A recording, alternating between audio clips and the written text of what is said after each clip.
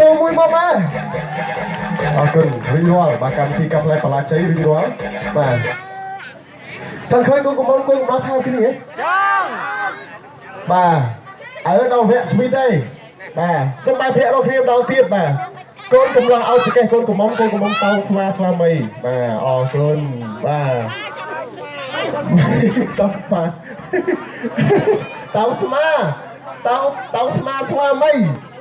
យីឥឡូវបាទពេញចិត្តឲ្យកូនកំមុំកូនកំឡោះថៅគ្នាម៉ែខ្សែដល់បានអើ3លើកដៃមួយ5លើកដៃមួយអូសម្រាប់តែ5ហ្នឹងហ៎បាទឥឡូវរាប់ជូនទៅម្ដងប្រអត្តភាពមុនទៅលើកូនកំមុំបាទថើបទៅលើស្វាមីមុនចំនួន5សឿតណាបាទស្រាប់ថើបទី1ថ្ពាល់ឆ្វេងទី2ថ្ពាល់ស្ដាំបាទទី3កន្លែងណាទៀតទៅ